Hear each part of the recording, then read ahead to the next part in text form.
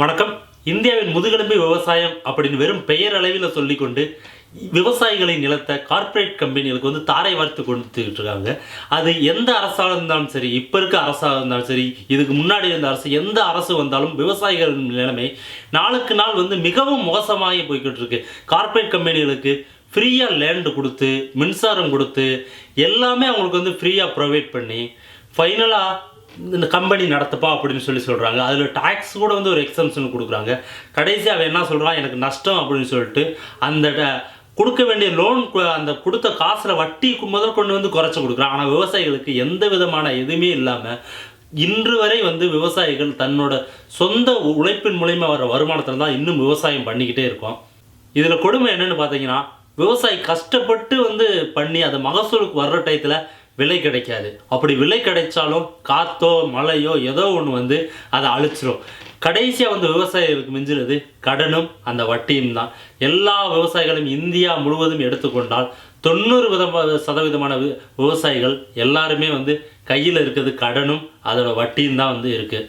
அவங்களுக்கு எதுவுமே பண்ணக்கூடாதுன்னு சொல்லி எத்தனை ஆட்சி மாற்றங்கள் வந்தாலும் உறுதியாக இருக்காங்க அரசியல்வாதிகள் மட்டும். இப்போ தமிழ்நாட்டில் தலையான பிரச்சனையாக இருக்குது கேஸ் அத்தாரிட்டி ஆஃப் இந்தியா, அதாவது அது சுருக்கமாக கெயில் அப்படின்னு சொல்கிறாங்க. இது மத்திய அரசு நிறுவனம். அதாவது கேரளாவில் கொச்சியிலிருந்து பெங்களூருக்கு பைப் லைன் மூலியமாக கேஸ் கொண்டு போகிறாங்க. அதாவது லிக்விட் வழியில் கொண்டு போயிட்டு அங்கே போயிட்டு கன்வெர்ட் பண்ண போகிறாங்க.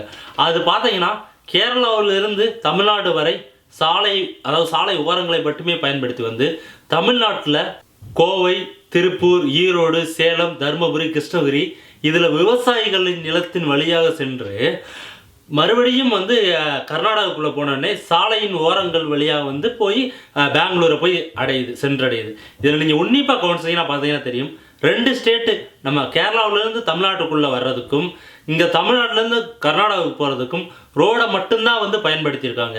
இந்த தமிழ்நாட்டுக்குள்ளே வர்றப்போ மட்டும்தான் விவசாயிகளின் நிலத்தை பயன்படுத்தியிருக்காங்க. ஏன்னா கேரளா, கர்நாடகா இந்த மாதிரி இடத்துல இவங்க போய் விவசாயிகள் நிலத்தை டச் பண்ணணும்னா மக்களே இறங்கி அடிச்சிருவான். அதாவது அரசியல்வாதியாக இருந்தாலும் சரி, மக்களாக இருந்தாலும் சரி, இந்த மற்ற எல்லா தமிழ்நாடு தவிர மற்ற எந்த ஸ்டேட்லேயும் இது மாதிரி ஒரு பிரச்சனை வர்றப்ப எல்லாருமே ஒன்று சேர்ந்து அந்த மத்திய அரசாக இருந்தாலும் சரி, அந்த கார்ப்பரேட் கம்பெனி அரசாக இருந்தாலும் சரி எதிர்ப்பாங்க. ஆனால் தமிழ்நாட்டில் அப்படி ஒன்று சேர விடாமல் மக்களை சாதி மதம் இப்படின்னு சொல்லிட்டு பிரித்து வச்சுருக்காங்க. அப்படி மறந்த வாக்கில் ஒன்று சேர்ந்துட்டானுங்கன்னா கூட சிம்புவோட பீப் சாங்கு, இளையராஜாவோட அப்படி சொன்னது, இது மாதிரி ஏதாவது ஒரு பிரச்சனையை கொண்டு மக்களோட எல்லாத்தையுமே டைவர்ட் பண்ணிடுவானுங்க. கடைசியாக மக்கள் எப்பயுமே ஒன்று சேர விடக்கூடாது அப்படின்ற ஒரு இதில் மட்டும் அரசியல்வாதி குறிக்கோளாக இருக்காங்க. இப்போ கடைசியாக விவசாயிகளை எவ்வளவோ அவனை துன்புறுத்தியாச்சு, ரேட்டு கிடைக்கல அப்படின்னு சொல்லிட்டு இப்போ அவன் சாப்பிட்டுக்கிட்டு இருக்க அந்த ஒருவேளை சாப்பாடுலேயே வயிற்றுல அடிக்கிறேன்னு சொல்லிட்டு இந்த கெயில் பைப்பு பதிக்கிறேன் அப்படின்னு சொல்லிட்டு வந்திருக்கான். இது கொடுமை என்னன்னு பார்த்தீங்கன்னா, உச்சநீதிமன்றத்தில் இதுக்கு அனுமதி வழங்கியிருக்காங்க. எத்தனையோ கேஸுகள் அப்பாவி மக்களை காரைத்தி கொண்ட கேஸு, நிறைய ஊழல் வழக்கு கேஸு 18 வருடம் 20 வருடங்கள் கிடப்பிலே கிடக்கு. ஆனால் இந்த ஒரு வழக்கை மட்டும் எடுத்து விரைவாக முடித்து தீர்ப்பு சொல்லியிருக்காங்க. தீர்ப்பு நீங்கள் பார்த்தீங்கன்னா, விவசாயி நிலத்தில் எந்த இடத்துல வேணாலும் இந்த கெயில் பதிச்சுக்கலாம் பைப்பு.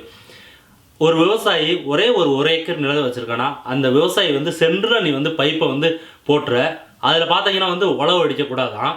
உழவு அடித்தாலும் அடிக்கக்கூடாது. அதுக்கு மேலே தண்ணி பாய்ச்சக்கூடாது. அந்த குறிப்பிட்ட அந்த பைப்புலேருந்து இங்கிட்டு இத்தனை அடி இங்கிட்டு இத்தனை அடின்னு சொல்லிட்டு அதில் தண்ணியும் பாய்ச்சக்கூடாது.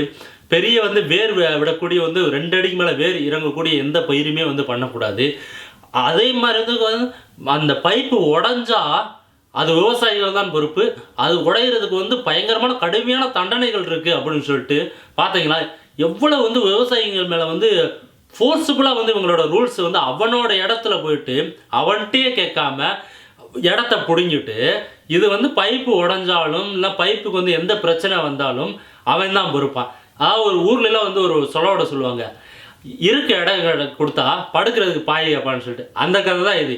இவங்கெல்லாம் விரட்டி விரட்டி அடித்தா தான் உன்னிமேல் இப்படி அப்பாவி விவசாயிகளை துன்புறுத்தாமல் பேசாட்டு இருப்பானுங்கன்னு நினைக்கிறேன். அதை விட இந்த தீர்ப்பில் ஒரு முக்கியமான ஒரு இதை பார்த்தீங்கன்னா, மக்களை எவ்வளோ முட்டாளாக்குறாங்க பாருங்க. அதாவது இருக்க லேண்ட் வேல்யூவில் 40% தான் கெயில் மக்களுக்கு கொடுக்குமா. இது கொடுக்காம அவனை பிச்சைக்காரன் மாதிரி நினச்சிட்டு விட்டுடலாம்ல. இந்த 40% வாங்கி என்ன பண்ண போகிறான்? 1000 ரூபா 2000 ரூபா வந்து கொடுக்குறதுக்கு வந்து அவன் 200 ரூபா கொடுத்து பேங்க்கில் அக்கௌண்ட் ஓப்பன் பண்ணி அது செக்கில் தான் போடுவாங்க. அது 200 ரூபா கொடுத்து அக்கௌண்ட் ஓப்பன் பண்ணி அந்த 1500 ரூபா வாங்குறதுக்கு அவன் சும்மாவே இருந்துட்டு போவான்ல. என்ன ஒரு கொடுமை பாருங்க. சென்னைக்குன்னு ஒரு பிரச்சனை வந்திருக்கப்ப அந்த சைடில் இருக்க மக்கள், கிராமப்புறத்தில் இருக்க மக்கள் எல்லாருமே சேர்ந்து தான் வந்து அரிசி, பருப்பு, துணி, அவ எவ்வளவு கஷ்டப்பட்டிருந்தாலும் வந்து எல்லாத்தையுமே வந்து லாரியில் போட்டு அனுப்பிச்சு விட்டு நம்மளை சென்னையில் இருக்க மக்கள் எல்லாத்தையும் வந்து இது பண்ணால. இப்போ அந்த மக்கள் வந்து இப்போ பாவமாக வந்து அங்கே உட்காந்துருக்கப்போ வந்து நம்ம மக்கள் கண்டிப்பாக சென்னை இது மாதிரி வந்து பெரிய நகரத்தில் இருக்க மக்கள் வந்து கொந்தளிச்சா தான் இது மத்திய அரசு காதுக்கு போகும் அப்படின்றது வந்து என்னோட ஒரு ஆணித்தரமான ஒரு மனசில் இருக்க ஒரு எண்ணம். கண்டிப்பாக மக்கள் எல்லாரும் சென்னை மற்ற நம்ம சிட்டியில் இருக்க எல்லா மக்கள் எல்லாரும் ஒன்று சேர்ந்து இதுக்காண்டி போராட்டம் பண்ணியே ஆக வேண்டியிருக்கு. அப்படி நீங்கள் போராட்டம் பண்ணலைன்னா 49O நம்ம கவுண்டமணி சொன்னது மாதிரி தான் இன்னைக்கு நடக்கிற விவசாயம் ஒரு நாளைக்கு கார்ப்பரேட் கம்பெனிக்கு போகும். அன்னைக்கு ஒரு அரிசி கூட வந்து தங்க ரேட்டு விற்கும். அன்னைக்கு தெரியும் இந்த விவசாயியோட அருமை அப்படின்னு சொல்லியிருப்பாரு. அது கண்டிப்பாக நடக்கும். மொத்தத்தில் 3 நேரம் சாப்பிடணுமா? விவசாயிகளையும் வந்து நீங்கள் காப்பாற்றுங்க. அப்படி காப்பாற்ற தவறினீர்கள் என்றால் உங்கள் சந்ததியில் வரும் குழந்தைகள் உங்கள் மூஞ்சியில் வந்து காரி துப்பும் அப்படின்றத வந்து ஆணித்தரமாக என்னையால் சொல்ல முடியும். என்னோட இந்த வீடியோ பிடிச்சிருந்துச்சுன்னா உங்கள் நண்பர்களெல்லாம் ஷேர் பண்ணுங்கள். உங்களை இன்னொரு வீடியோ விமர்சனத்தை வந்து சந்திக்கிறேன். நன்றி, வணக்கம்.